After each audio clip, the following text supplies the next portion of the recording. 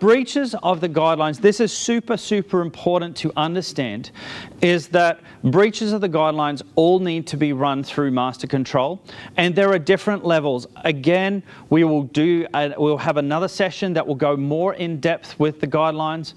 But a breach of the guidelines where an event doesn't get displayed or scored should be our last resort and used only for extreme breaches of the guidelines.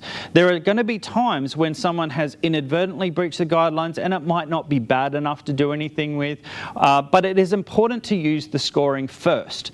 The scoring, the marks that you give are more important, because sometimes you might look and you go, well, this doesn't meet the guidelines, and as you go through and score it, oh, look, it only got 67%. You don't even need to go so harshly. But then there are things like maybe you look and the content is overly sexualized or something like that, and you go, no, that's a very definite breach. We can't have that with other kids around.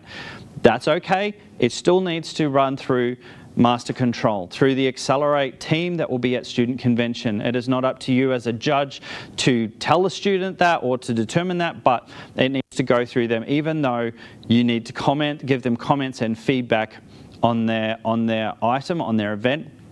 But just be aware that those are there. We also, again, need to just have grace. And sometimes it is just worth a conversation with the room coordinator to ask them what they think.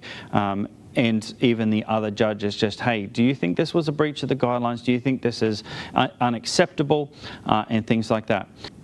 Biblical worldview.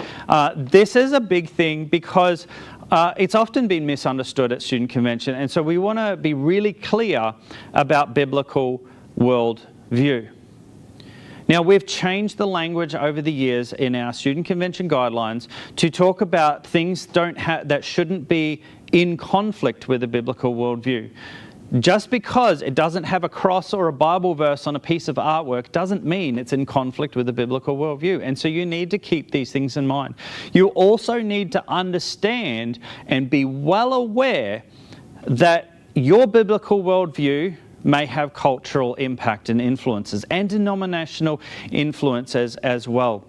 And so even when you come across something you go, I'm not sure if that meets a biblical worldview, maybe check that with the convention coordinator or with the Accelerate team just to check, because sometimes we find that people bring their own denominational differences in, and then we have big arguments and disputes and all this crazy stuff that goes backwards and forwards, stuff that doesn't belong at student convention. We want to dwell together in unity. The Bible says it is good for us to dwell together in unity. It is the joy of Christ for us to do so.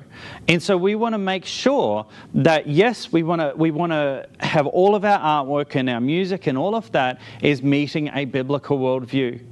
But we're all going to have slightly different views on what that might be. And so from our perspective, we go, if it directly contradicts something that is in the Bible, that's a problem. If it does not, then it can be a point of discussion. Because we have that with things like classical music and artwork and all these sorts of things that people go, well, it's not Christian, so it doesn't meet the biblical worldview. That's not always true. And so we have to treat this with wisdom, discretion, and please, when you are judging and assessing the students, again, treat them with kindness and grace, just as you would like to be treated yourself.